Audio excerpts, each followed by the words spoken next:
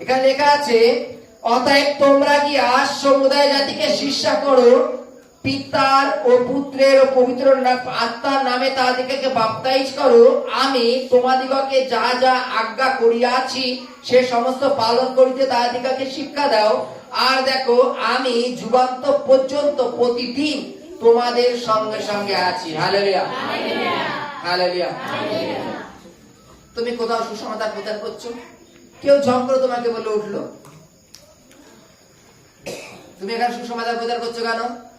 কে তোমাকে পারমিশন দিয়েছে? কে কে তোমাকে কে বললো যাও তুমি ওখানে গিয়ে সুসমাচার প্রচার করো? না দাদা, আমি আমার ইচ্ছায় এসেছি। আমার ইচ্ছা মানে এখানে করা যাবে না, তুমি যাও, বাড়ি যাও। ঠিক আছে দাদা, বাড়ি চলে যাচ্ছি। তাই তো নাকি? আমরা তাই তো করি।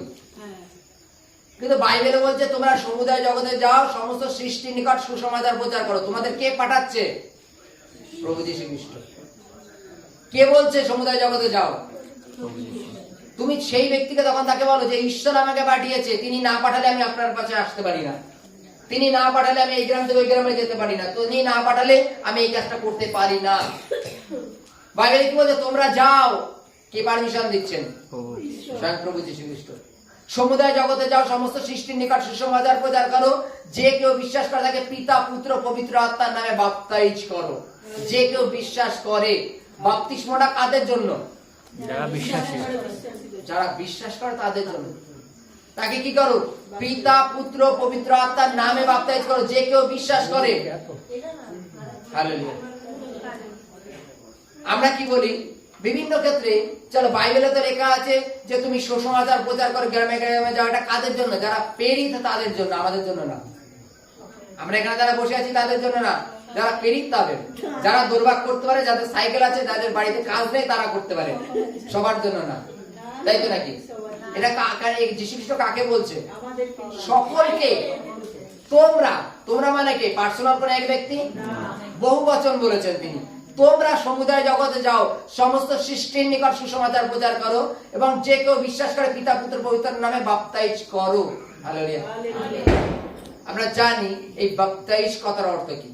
আমরা যারা পুরাতন মেম্বার প্রভুতে আছি, আমরা সকলে জানি এই বাপ্তাইজ কি এবং বাপ্তাইজের ফল কি। যে কেউ বিশ্বাস করে তাকে বাপ্তাইজ করো, যে অবিশ্বাস তাকে করো না।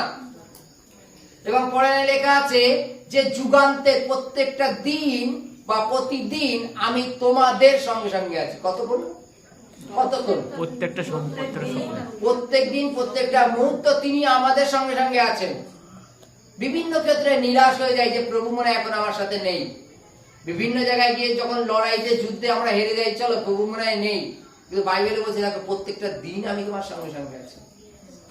আজকে জাগতিক ক্ষেত্রে যদি আমরা কখনো বিচার স্থানে গিয়ে উপস্থিত হই, সেই বিচার স্থানে স্বাক্ষর জন্য কাউকে রাম শ্যাম যদু মধু কাউকে না কাউকে ডাকা হয়। আচ্ছা তুমি কি দেখেছো? কি করেছে? প্রভু আমি এটা দেখেছি, মালিক আমি এটা দেখেছি, স্যার আমি এটা দেখেছি, এরকম বলে দেখি। কিন্তু প্রভু বলছেন যে যুগান্তের প্রত্যেকটা দিন আমি তোমার সঙ্গে সঙ্গে আছি। তিনি কি শুধু ভালো কর্ম দেখার জন্য আছেন? তুমি যে মন্দ কর্ম করছো তিনি দেখছেন। বিচারের সময় উনি কারো কাছ থেকে সাক্ষ্য নেবেন না, কারণ তিনি জানেন। যখন তুমি প্রার্থনা করো যে প্রভু এই মুহূর্তে এই কাজটা চমৎকার করো পিতা, অনেক সুন্দর রাস্তা দাঁড়িয়ে আছে পিতা, এই মুহূর্তে একটা বাস পড়া যেন তাড়াতাড়ি আমি যেতে পারি, যখন করে দেখে দেখলে একটা বাস। প্রভু তোমার ধন্যবাদ জানাই যে তুমি আমার প্রার্থনা শুনেছো, ভালো কথা। ঠিক ওই বাস স্ট্যান্ডে দাঁড়িয়ে খানিকক্ষণ আগে তুমি কাউকে টোল টিটকারি কেটেছো, এটা প্রভু দেখেনি, তাই তো নাকি? তিনি ওইখানে ছিলেন, যার জন্য আমার প্রার্থনা শুনেছে, তা তোমার টোল টিটকারিটাও তিনি শুনেছেন। বাইবেলে কি বলছে? প্রত্যেকটা দিন, প্রত্যেকটা মুহূর্ত আমি তোমার সঙ্গে সঙ্গে আছি। তুমি কি মনে করছো প্রভু ওখানে ছিল না, প্রভু দেখেনি? ঠিক এইটাই বিচারের সময় তার তিনি বিচার করবেন যে তুই ওখানে দাঁড়িয়েছিলি অথচ তুই এটা কেন করলি। হালেলুয়া। তিনি বাইবেলে কি বলছেন যে যুগান্তের, যুগান্তের কথার অর্থ কি? একদম শেষ বিন্দু পর্যন্ত, শেষ মাথা পর্যন্ত প্রত্যেকটা দিন প্রতি মুহূর্তে আমি তোমাদের সঙ্গে সঙ্গে আছি। তোমাদের মানে শুধু পার্সোনাল এক ব্যক্তির, আমাদের সকলের সঙ্গে আছে। আমরা যদি মনে করো চলো প্রভু আমাদের প্রভু না অন্যের প্রভু, যেটা কিনা বিভিন্ন ক্ষেত্রে শোনা যায় যে বিদেশি বিদেশি ভগবান, তিনি সকলের, তিনি আমাদের সকলের ঈশ্বর। Hallelujah, hallelujah.